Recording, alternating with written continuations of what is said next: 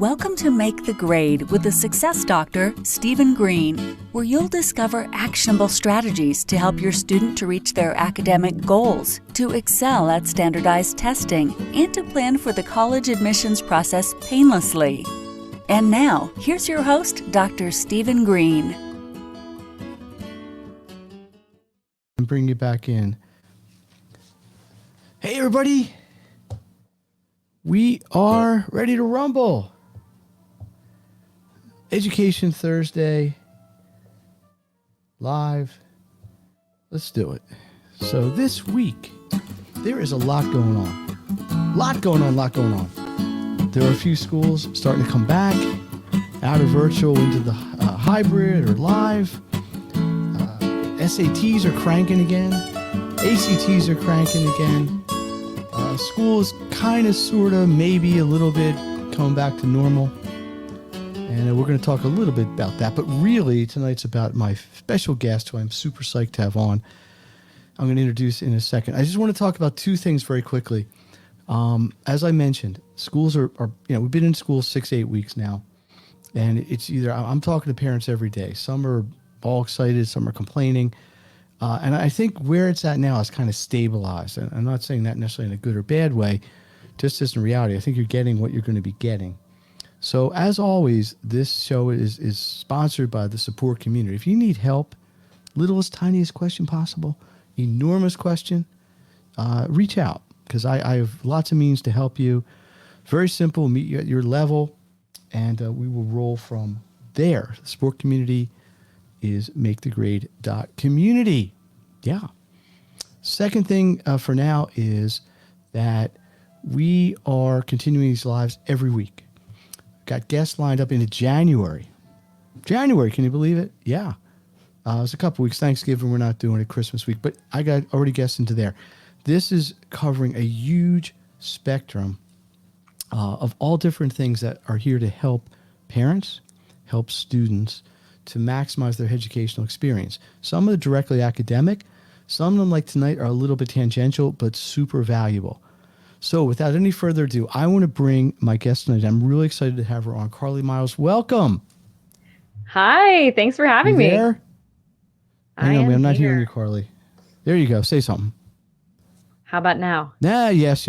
Maybe, but on my end, I don't know. I get all when these first come on live, I get all excited. By the way, if you're watching at home or wherever, in your car, on your tablet, whatever you're doing, and you want to comment, ask me a question, ask Carlee a question, just write a comment. We'll see it here. Like, for example, hello, Ron. Welcome. Ron, one of my sponsors in the month of September. Check out his thing at Education by Entertainment. But you can be, have your 15 minutes of fame right here. Anyway, let me just do a quick little bio on Carlee, and I'm going to let her take it away. But Carlee Myers has a business called stressless.com.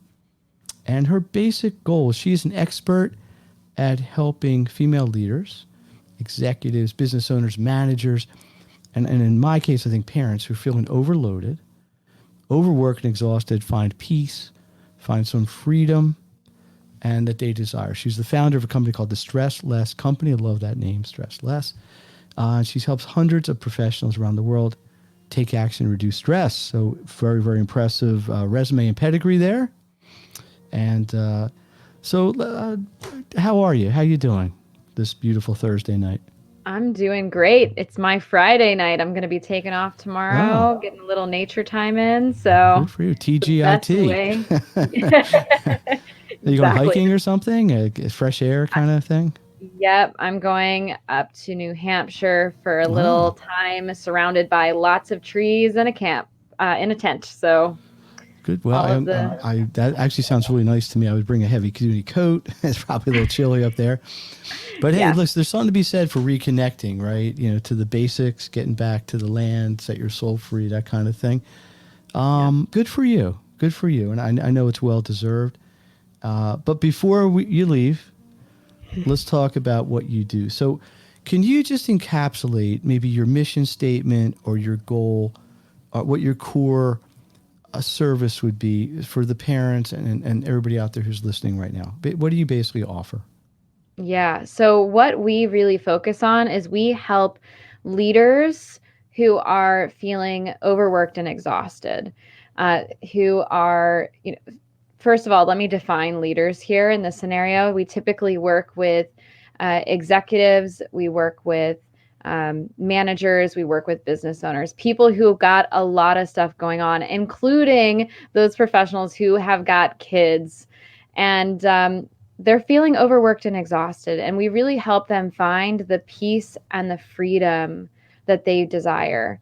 And as a result of our work together, what they learn is not only how to deepen their spiritual connection, and we might talk about what that has to do with stress later this evening, but they also learn those tactical tools so that they can experience more free time, more efficiency, and even more prosperity.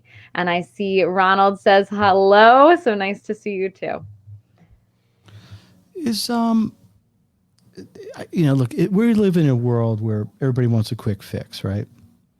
Get a headache, you take an aspirin or whatever. You get I don't know, whatever. You work out, you're a little bit sore, you put some cream on it.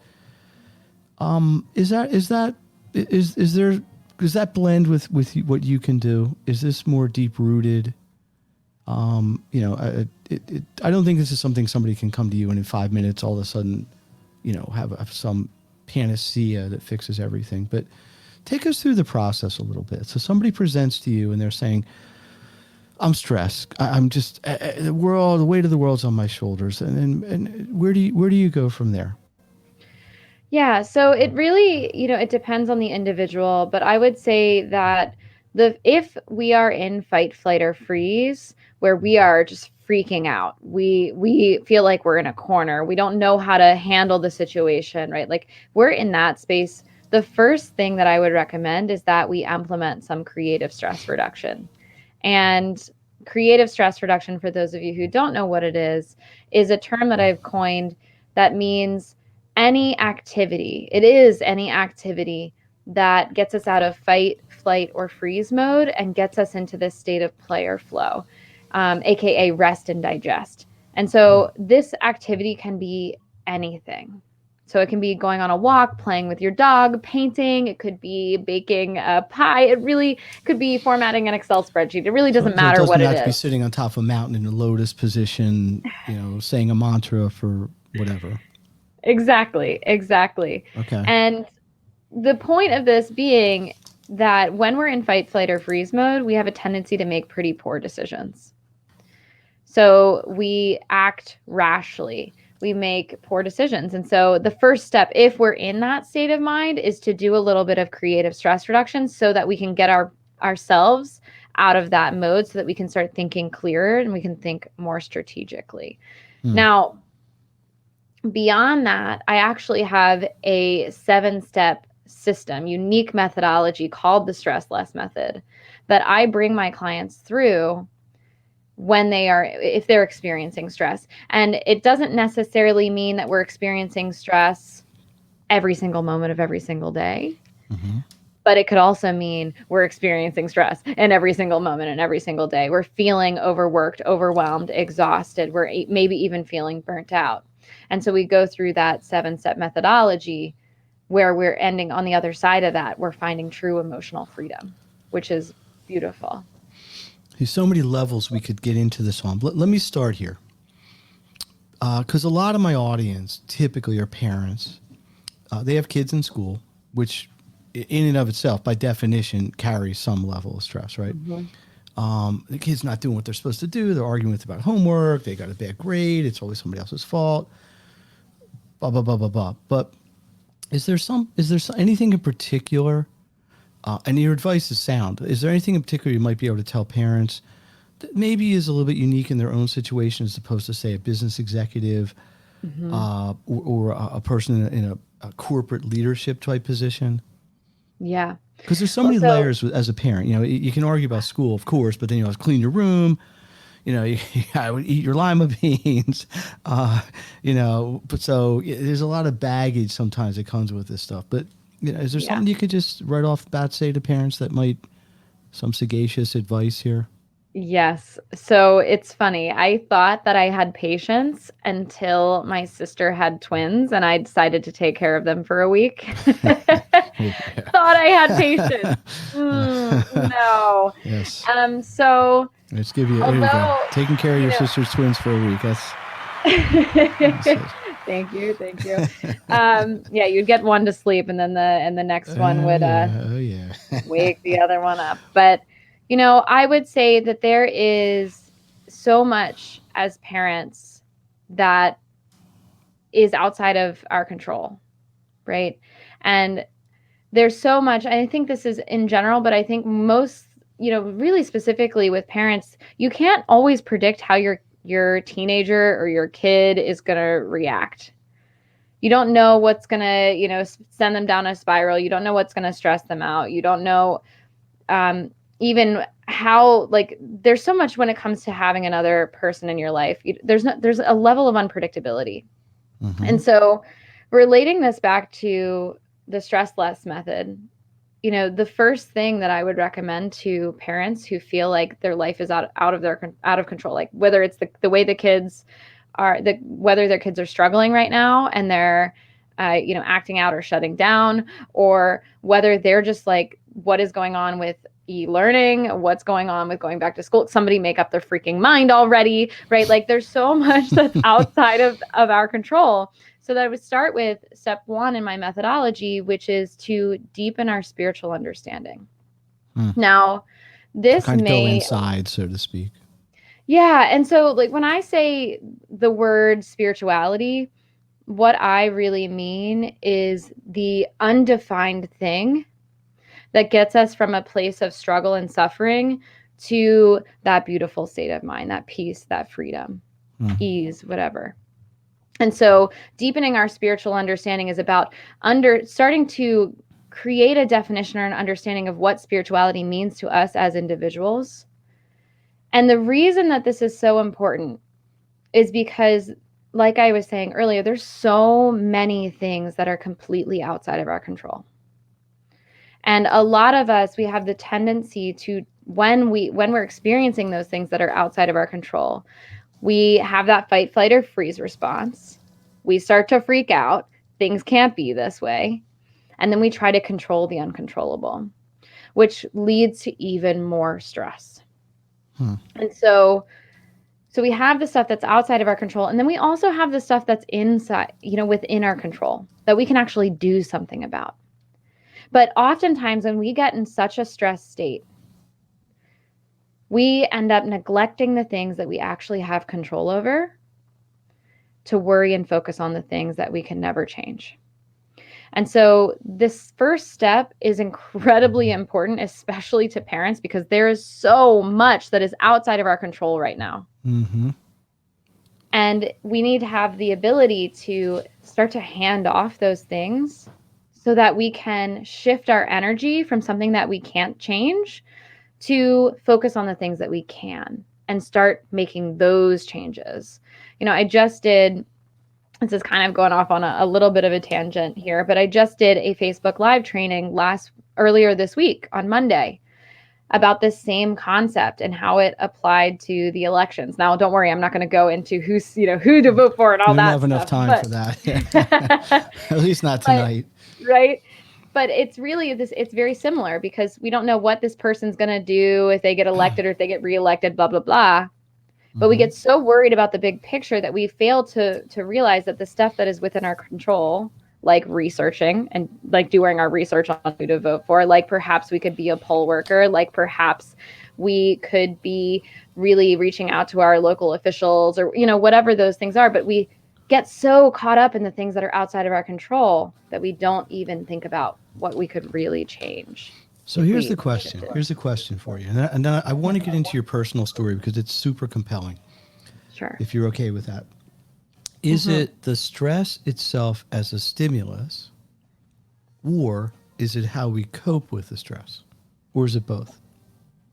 I know I don't know if it's possible to completely separate because it's impossible to live in a stressless world. I mean, it's just, if you're alive, you have some level of stress, right? Yeah. Everybody has. Cavemen had stress. They had to find the next bison or next woolly mammoth, right? So there's never going to be zero stress. That's not reality. And only people with zero stress are people underground. I mean, Yeah, I mean, there's a reason my company is called the stress Right. less. It's not zero. Company. It's not stress none. Yeah, It's not not stress stressnone.com. free, Stress right? right. Right. So we understand that. But so is it the stressors, the stimuli, or is it how individuals cope with it, or is it the combination? Yeah, What's your view on that? I would say it's not so black and white, but it is very much so. There is, I can definitely argue for the fact or for the viewpoint in which it is the way in which we respond to the stressor. Because every single one of us watching this training tonight, watching this live tonight, could experience the same exact stressor and have a completely different response. And, something might happen and, I would be like, okay, whatever, no big deal. And, Ron, who's joining us right now, maybe it's a big deal to him and it sends him in a spiral. So it depends on the person. It depends on our background. It depends on a lot of other things. But it really, what I would say is it boils down to how we view the stressor, which is it considered distress or is it for us considered eustress? Yes. So EU stress. EU stress, like euphoric stress, right? So typically eustress is associated with, things that are stressful but are good. So we would think things like getting married, having kids, getting the promotion, getting that, going to college, all of these things. Hosting a Thursday Night Live. Right? All these This good is stress things. free, Yeah. right? Being a guest. Yeah. I mean, it's a lot of pressure on you to give a lot of brilliance here. So, well, you're handling it very well. Thank you. But, all of these things we typically view as good. Very easy, right? Having a baby is stressful. Getting a promotion, stressful. Getting married, stressful. Going to college, stressful. But we're so excited about it, for most of us. We're so excited about it that we don't even care. It doesn't even matter. And so it's really what I want to talk about tonight is this shift. It doesn't have to just be the good stuff. It can also be the other things that are going on in our life. If there's a tough situation, do you view it as a growth opportunity? Or do you view it as something that's going to put you in harm's way? That's going to screw you over, basically. Speaking of growth opportunity, can we talk about your story? Because I know what it is, at least most of it or some of it, and it's really compelling, but it's also very personal. And there's, I know a little bit of the reason why you're doing what you're doing, so I'm going to ask you to share that, because it's a really powerful journey, right? Yeah. And I think what I've taken from it, and I've heard this before, is everything is a process, right? We're here, then we're here, then we're here, and it's not a quantum change. You kind of grind through it, and you change. It's everything's kind of a gradual. Then you can look back and see a big change, which actually is a lot with what I see academically with kids. Nobody goes from an F to an A. There's a build up. So let's go back. I guess to where everything started for you in terms of the stress coping, and if you want to share your story here, I think it would be interesting. So let's talk about this. So how this is kind of how you got into the stress less world, right? So let's hear it. Yeah. So this is definitely a very personal story, but it is the reason that I do the work that I do today. And when I was about 12 years old, actually a man was murdered in my home and my mom was shot 3 times. And, around that time in my life, things weren't working out between my parents. And so they separated and my mom started dating again, and she ended up dating a bad apple. And we realized it a little bit into their relationship. And so she broke it off. And then she moved on, right? As we do when we go through breakups, separations, divorces. She started dating again. And the problem is that ex-boyfriend never stopped paying attention. And a few weeks later, he ended up breaking into my childhood home, killing my mom's new boyfriend, and trying to kill my mom. And my mom, I mean, this guy literally shot my mom point blank in the back of her head, through her L5, in her spine and through her arm. I mean, she was not supposed to survive. The doctor said she had a 3% chance of living. And if basically she ended up making a full recovery. If you saw her today, you would have absolutely no idea. All she has is a pair of reading glasses and a slight limp. That's it. But while my mom basically made a full recovery, I really struggled for a long time. I struggled with the symptoms of PTSD, with stress, with overwhelm, with jumpiness, with night terrors. I mean, you name it, I was probably struggling with it. And it took me a really long time, first of all, to get the courage to tell anybody that I was struggling. And when I finally did, I would say things to people like, hey, I'm kind of struggling right now, or I'm feeling a little stressed, or I'm feeling kind of overwhelmed. And I would ask people for advice. And it was like clockwork. I got the same, 5 or so responses every single time. Hey, Carlee, have you tried therapy? Have you tried meditation, yoga, exercise? Have you changed your diet? And for me, I was like, are you kidding me? Like, who do you think I am? Do you think I live under a rock? Like, what? Come on, give me a break. And the reality was I was so desperate for change that I had tried all of that. And I have to be honest with your listeners, Steve, that, some of the stuff, it didn't work at all. And some of it worked a little bit, but nothing ever got me over that hump where I was experiencing things like, happiness and joy and silliness and goofiness and even just a sense of contentment, those beautiful states of mind. And as a result of continually showing up and doing things that I knew weren't working for me, I ended up struggling for 10 years. 10 years. Until I finally found the thing that worked for me. And by the way, that thing that got me out of all of this was creative stress reduction. That was the first step in my journey. We already talked about that a little bit earlier. And then I have to be honest again that, I spent a few years being a little angry. Because I was like, why isn't anybody talking about this? What, like, really? We've got these 5 or so mainstream approaches that we're recommending to everybody, like it's a magic, like they're magic pills. And I realized that there's no one size fits all. There never was. And when I got done, throwing my temper tantrum, I had this kind of aha where I was like, oh crap. Like, I'm supposed to be the one that's talking about this. And so, that's where the Stress Less Company was born, helping people see that if you feel like you've tried everything, you probably haven't. And I do want to just take a moment, Steve, tonight and just share if there are any teenagers listening that are struggling, to know that even if you reach out, first of all, reach out if you need help. If you're struggling with something, reach out. But, I mean, you're not talking stress. You're talking like stress. Problem, I'm talking right? Stress. I'm talking trauma. Right. I'm talking anything that you're going through.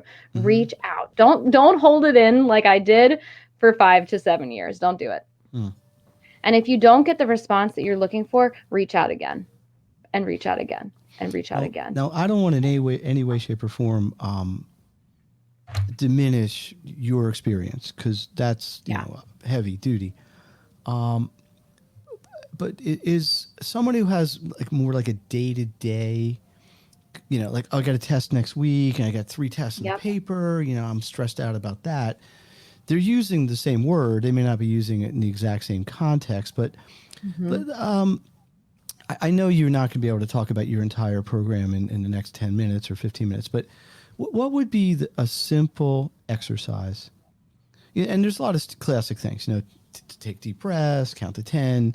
But is there just some kind of simple exercise, I'm going to use that word, that you could share with people just to kind of put the brakes on it a little bit, like maybe, or something like that? Is there like a first thing that you might suggest doing? I know it's not going to cure.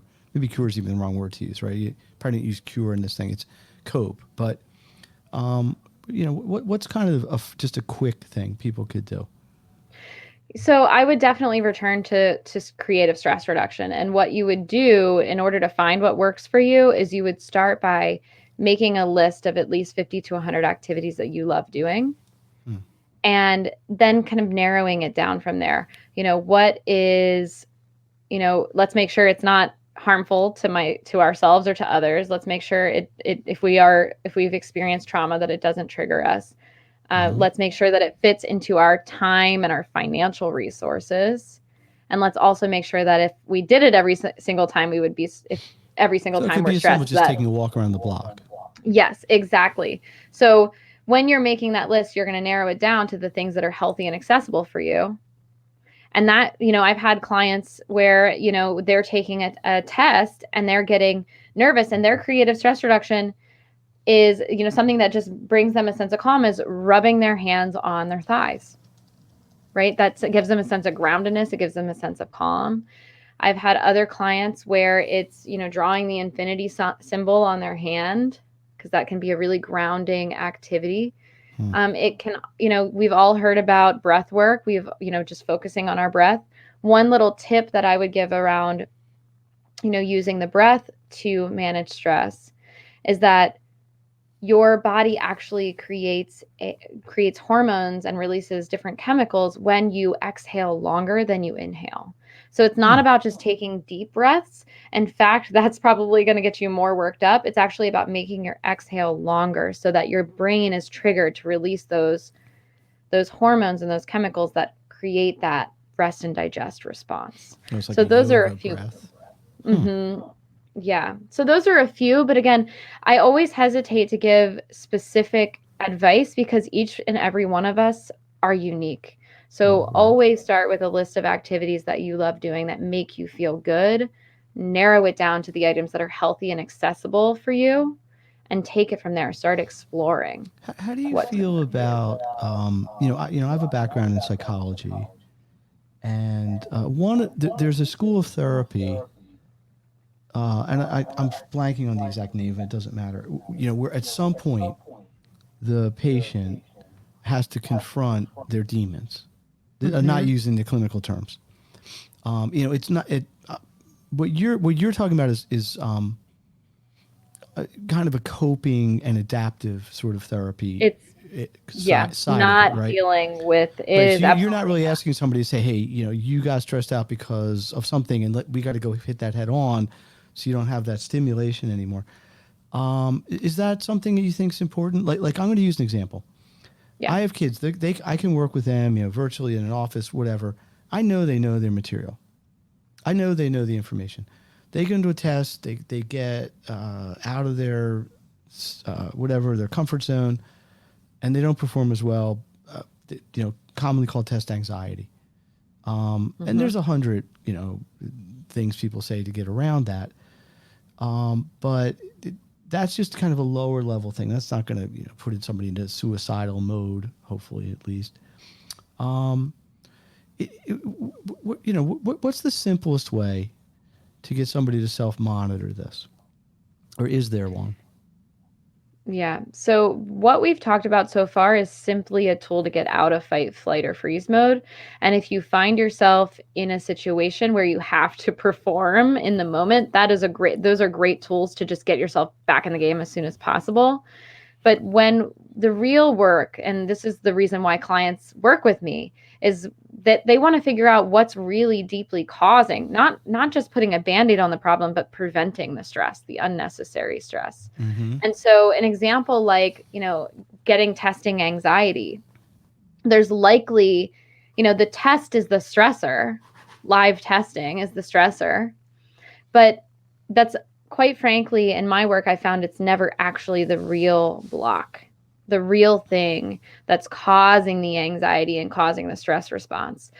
That's exactly why, step 2 in my methodology is to identify the blocks, because if we don't know what's causing, for instance, that testing anxiety, we don't know what to do about it. And so we're stuck in the cycle of, testing anxiety, creative stress reduction, anxiety, creative stress reduction, and you're just, anxiety, meditation, whatever. You're just in that cycle of constantly trying to soothe yourself instead of get to the root. So what I would recommend is, we actually have at the Stress Less company, a system that we take all of our clients through to figure out what's really at the root. But I'll give you an example just for the sake of this argument.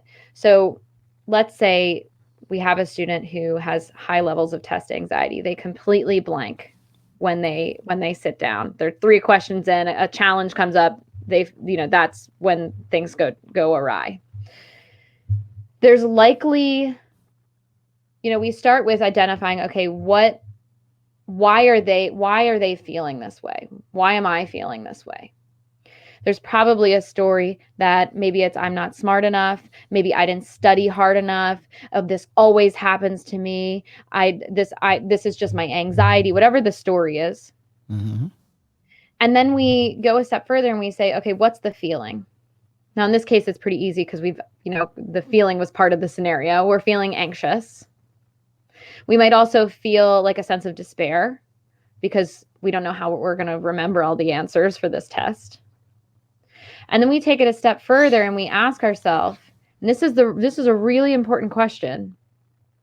Which of my basic needs are being threatened here? So if we think about Maslow's hierarchy of needs, Maslow's, right. Mm-hmm.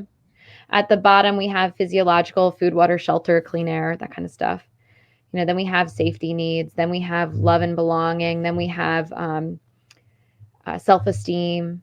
And at the very top, we have self-actualization. Exactly. Mm-hmm. We ask ourselves which of these needs are being threatened, not necessarily not being met, but being threatened by this. And so if we have, for instance, a student that has parents that don't accept anything less than a B, that could be a basic love and belonging need that's being threatened by this test. It could also be, depending on the severity of their home life, it could be a shelter thing, right? I'm going to have to avoid my house for the rest of this week because I don't want to have this conversation.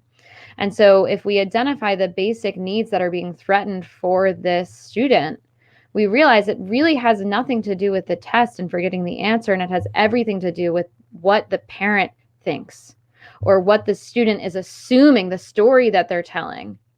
They're assuming is going to happen if they, quote unquote, fail or don't get that A. And it may not ever happen, but because they believe it could happen, it's enough of a trigger to start the whole cycle. Yes. And believe it or not, we're not even the whole way at the root here. We're only, 3/4 down. Right, so we got a very big onion here. we haven't really peeled it back. Mm-hmm. Carlee, listen, I find this really, really interesting. And I know it's a very individual thing, right? I mean, people could be listening to this and saying, I get it. I just don't know what to do. Or I get it. Now I know what to do. This is Steve Green, my guest, Carlee Myers, Education Live Thursday. We're here every single week talking education, but really talking about ways parents, students, people can help themselves in the classroom, out of the classroom, maximize your education. That's my thing. But I love having experts on that can just bring so much value with this. I mean, I'm not even joking. We could talk about this for weeks, but we only have about 10 more minutes. Is there anything you're doing, like anything you want to plug? Like, do you have an event or a workshop or anything that you may be able to offer anybody in the community here? Absolutely. So I will start by saying, if you're a parent and you feel like you could use some support, you're feeling overworked, you're feeling overextended, what I'd love to do is offer you an invitation to chat one-on-one with me. And so, what will happen there is we'll sit down for a phone call and we'll look at, what's causing you to feel overworked, what's causing the exhaustion, what's causing the stress. And I will listen deeply and I will hold space for you. And then together we will get to the root of why you haven't found that peace and that freedom yet. And yet is the key word here. And so in order to grab that opportunity, what you're going to do is you're going to visit stresslessco.com/apply. you're going to fill out that application. Make sure you mention Dr. Stephen Green in that application, where you came from, make the grade. And a member of my team will be in touch with you within the next 48 business hours, should it be a good fit for us to talk, for me to be able to support you. So that's definitely one place where you could go. I also run a self-care in action group. It's a self-care accountability group that is completely free, that meets bi-weekly on Tuesdays at 5:30 p.m. Eastern. And so if you're interested in checking that out, you're like, you know what, I need to start taking care of myself, I need to implement the creative stress reduction that we were talking about earlier, then you're going to visit stresslessco.com/self-care. And all you need to do is enter your name and email, and you'll get the reminders and the links and everything for that. Let me ask you this, because I've asked a lot of my recent guests this. We're in a stressful time. I don't think anybody's going to heavily debate that. I'm not sure when it's going to end. I don't know what the normal is going to be, whenever that is. I'm trying to stay positive. So is there anything positive you think will long-term come out of this? What I usually, like, if somebody asks me that question, I say, I think the acceptance of virtual education is way, way up. I've been doing virtual teaching for 10 years now. And sometimes you have to convince people, hey, you can learn this way. Trust me, you really can. And I think people now that have experienced, it's not perfect, and it's not perfect for everyone. But generally, when done properly and done with conviction, people can definitely learn. And I look at that as a positive, because it opens up education to a lot more people. That's the positive to me. But is there anything in your world, in your profession or personally maybe, that you feel is going to be a positive, kind of coming out of the negative, as it were? Yeah. So I had a friend back in, I think it was March or April. We were on a Zoom call, and she shared, it's really funny. I feel like the world is in a forced, like a global forced, like yoga or meditation retreat. Like, not all of us want to be here, but we are. And we're really being forced to reflect, right?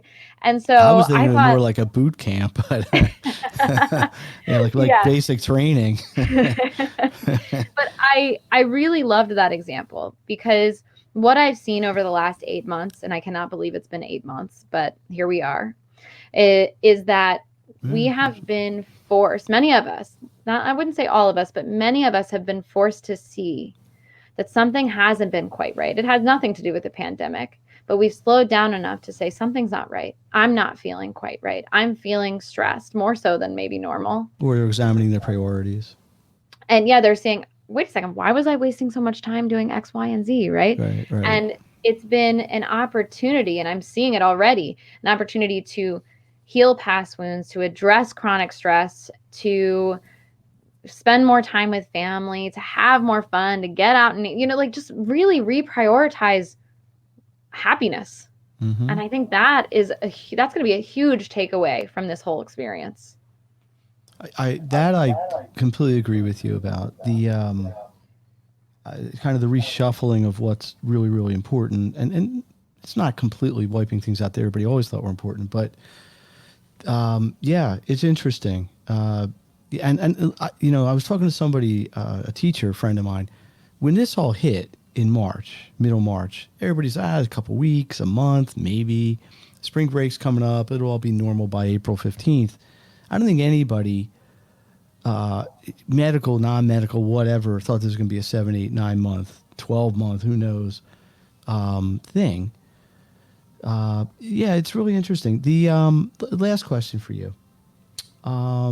Your business, who would you say your, can you share a success story? Is there a case study or sort of a testimonial you want to share of somebody you worked with who maybe the audience can relate to, particularly, and you took them from point A to point B, through your work?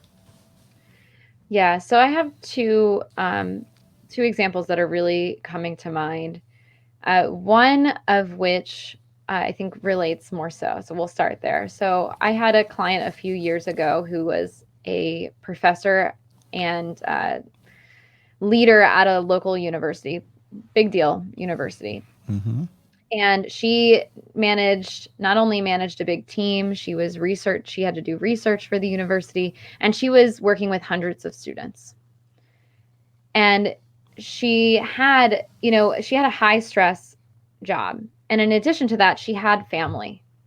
And so she was constantly, there was always a reason for her to be stressed. And she was, for the most part, to the point where she would get so overwhelmed by the to-do list, so overwhelmed by her responsibilities, that she would become basically the world's most indecisive and exhausted leader, right? And so she would end up in meetings and situations where she couldn't prioritize. She couldn't say what needed to be done first, what needed to be handed off. The thought of grading hundreds of papers just made her brain want to explode. And for her, all of that work stress ended up coming home. And it was when one thing went wrong, she was snapping at her loved ones. Had nothing to do with them. Yes, they probably were being a little bit annoying, but right, it was just the straw that broke the camel's back. Classic projection. Right? Yeah. So in our work together, she worked through this 7-step methodology. She realized that, one, she needed to implement creative stress reduction to get out of indecisive mode so that she didn't exhaust herself. And when she did, then we moved into the 7-step methodology. And then she was able to say, okay, I'm going to sit down. I'm going to do this. I'm going to do that. You're going to do this. I'm going to focus on this. These are my priorities. She was able to move through her day with ease and grace. And then she was able to come home and be truly present for her family. There was no projection. There was no outlash of discomfort feeling from the day before or the previous day. It was just ease. It was just connection. Their hard stuff came up, but she was able to shift in the moment and rise to the occasion. Wow. Now, is that a month, 6 months, a year? Is there? I know it's hard to put a clock on it, but this probably took a little bit of time, right? Yeah. So for her, it was in the 6 to 12 month range. There was a lot of shifting that needed to happen. There was a lot of blocks that needed to be identified so that she could change her actions. But yeah, so all of my clients work with me for a minimum of 12 months because it's not just one thing that's causing all of our stress, as much as we all wish it was that way. That if we just handled this one thing, if we made more money, if we got better grades, if we whatever, there's so much more. And so it was really over that 6 to 12 month time frame that those big shifts started to happen for her. Powerful.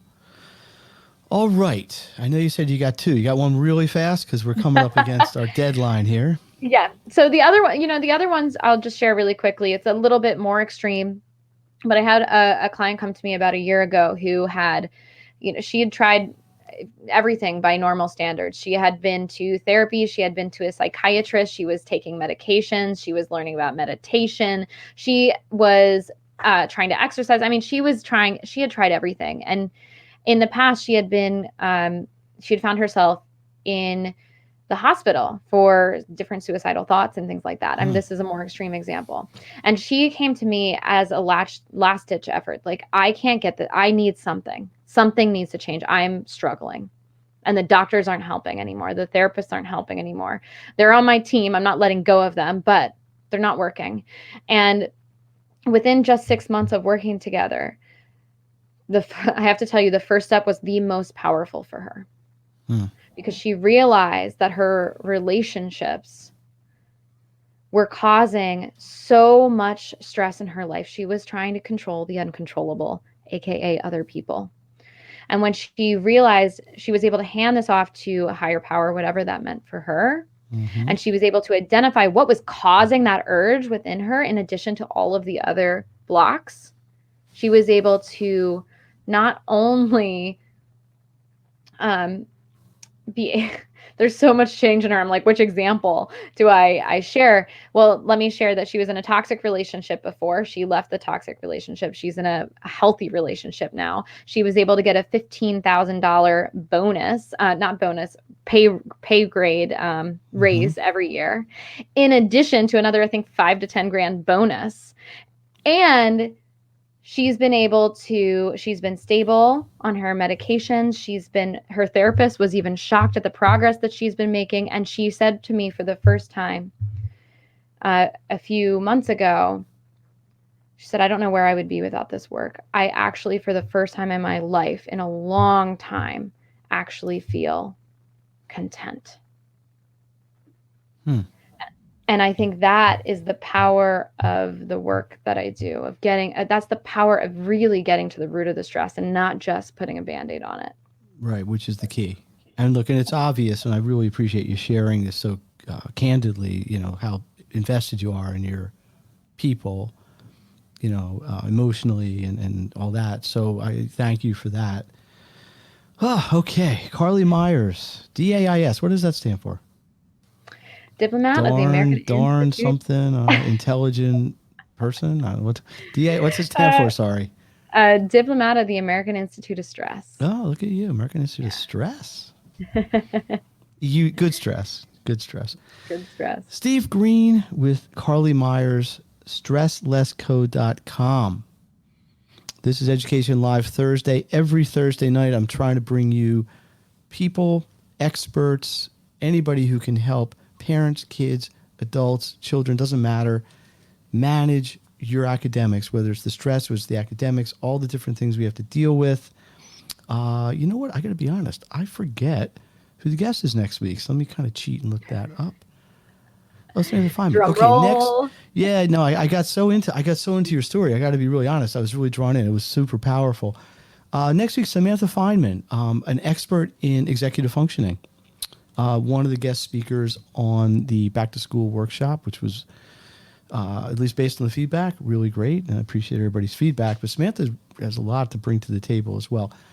Carlee has really shared a lot of stuff. I'd suggest get with her, take her up on her offer to have a conversation. I may too. I'm getting beklempt here. What isn't that the word? So, but anyway, I think if we can summarize this, I'm going to go on a little bit and say it's an individual person's responsibility to take responsibility for their health, right?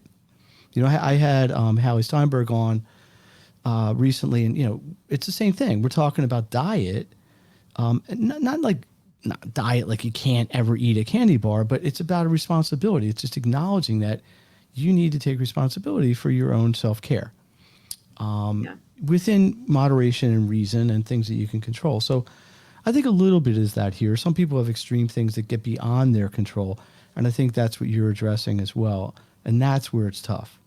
Mm-hmm. Okay, I'm going to take a deep breath in, breathe out a little bit longer, and we're here every Thursday night. If you want to check this out on the replay, makethegrade.education. I'll throw it in there. Thursday Night Live is, as always, sponsored by the Success Community, which is makethegrade.community. Where's the banner for that here? I can't find it, so I'm going to, just leave whatever's up there. One last time, Carlee, thank you so much. I hope you will continue to contribute into the community and be a voice of reason and tremendous advice there. So I'm going to cut this off here. Let's get the theme music going again. How about a big hand for Carlee? Yeah, she got a double applause today. Taking care of the twins. That was big too. I didn't forget you on that one. Here we go. So Education Live Thursday. Steve Green, my special guest, Carlee Myers. We will see you next time.